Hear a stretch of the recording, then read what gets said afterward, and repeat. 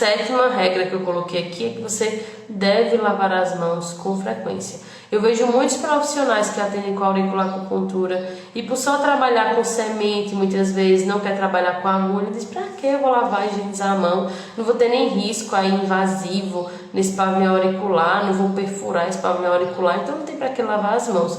Lógico que tem pra que você lavar as mãos, tem que lavar as mãos antes, durante e após. Cada momento você tem que lavar as mãos, utilizar o K70 e eu preciso dizer isso em toda a Auricular Class, em toda a live, em todo o conteúdo que eu faço, associando a aurícula e biossegurança. Quando se fala de agulha, eu preciso falar do não reaproveitamento de agulhas, porque sim, existem terapeutas ainda que reaproveitam agulhas. Eu, inclusive, fui ensinada a reaproveitar agulhas, imagina.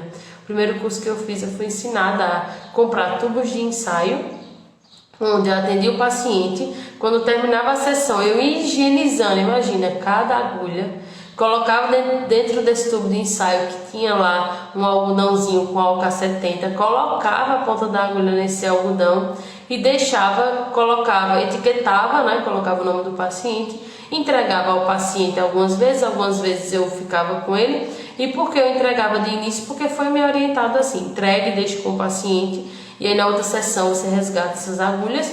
Só que depois eu percebi que o paciente ele começava a mostrar as agulhas para todo mundo. Olha, eu tô fazendo aurículo, tá sendo fantástico, eu tô amando o resultado. Deixa eu te mostrar minhas agulhas. Aí ele ia, abria o tubo de ensaio, que piorava o que já estava ruim, né? Porque aí o risco de contaminação da fala com as agulhas, e era daquele jeito, né? Isso já aconteceu comigo porque eu fui ensinada desse jeito.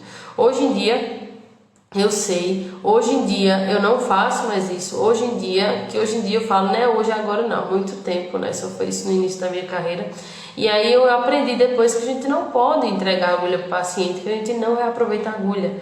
Então não se pode reaproveitar a agulha. O que você tem que fazer é cada sessão você utilizar agulhas que estão lá, né? Realmente para esse fim, que são esterilizados, estão estéreis lá, então você utiliza essa agulha naquele momento, tá bom? Então, ou você utiliza para quem? Porque existem várias formas de compra de agulha. Tem aquelas agulhas que são vendidas de forma individual, e aí você abre cada pacotinho e só tem uma agulha ali, e tem pacotes que são vendidos com 10 agulhas. Se você abre um pacote com 10, você tem que utilizar as 10. Você não pode, olha o que eu estou dizendo, você não pode reaproveitar a agulha em nenhuma situação, seja dando para o paciente, seja reutilizando, ou seja, não utilizando todas as agulhas desse pacote e guardando, por exemplo, sobrou 2 agulhas, então eu vou guardar para a próxima sessão do próximo paciente. Você não pode fazer isso, tá certo? Ou você utilizar as 10 do pacote em uma sessão, ou você vai utilizar a agulha individual, porque vai ser menos gasto para você, tá certo? Porque se sobrar uma agulha, essa uma agulha agora vai ser descartada, como se você tivesse utilizado no paciente, tá certo? Então, o reaproveitamento de agulha é algo muito sério, é algo que eu vejo, infelizmente, muitos auriculoacupunturistas utilizando, reutilizando, e não pode, porque já tem estudos científicos comprovando que a quantidade de bactérias, de micro-organismos que ficam nessa ponta da agulha, que pode gerar uma infecção nesse pavilhão auricular, e aí dessa infecção surgir diversas complicações, é imensa.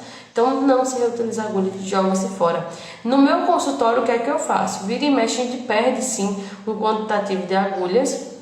Hoje em dia não muito, porque a gente começou a controlar, a gente começou a organizar isso, lógico, a gente vai, cada vez que a gente vai trabalhando, a gente vai aprendendo mais e mais. Mas, por exemplo, vira e mexe, sobra uma agulha, né? Então essa agulha, o que é que eu faço? Eu jogo fora. Hoje em dia, algumas eu jogo fora. Hoje em dia, outras eu não jogo fora.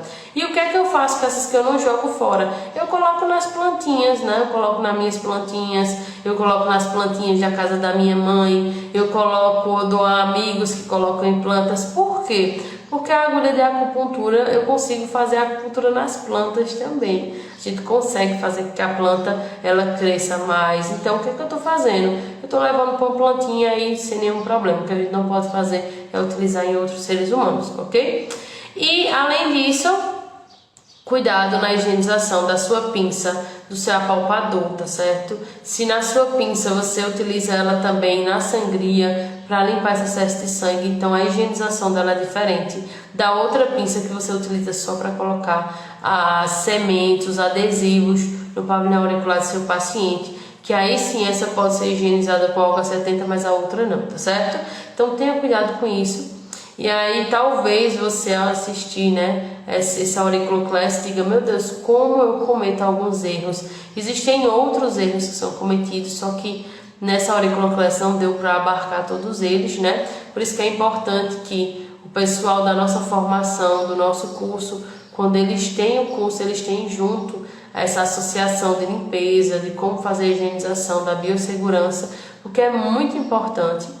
E porque, quando a gente vai falar de medicina tradicional chinesa, de acupuntura, de auriculoacupuntura, a gente não vê muito se falando sobre biossegurança, até porque a própria raiz da medicina tradicional chinesa não se preocupou tanto com essa biossegurança. Os procedimentos eram feitos, mas sem higienização tão profunda. Então, por conta disso, a gente observa que muitos cursos não abordam essa biossegurança associando com a auriculoacupuntura, mas que sim você precisa saber biossegurança para atender com a auriculoacupuntura, que sim você precisa saber qual material, como é que eu higienizo esse material que tem contato com sangue, como é que eu higienizo esse material que não tem contato com sangue.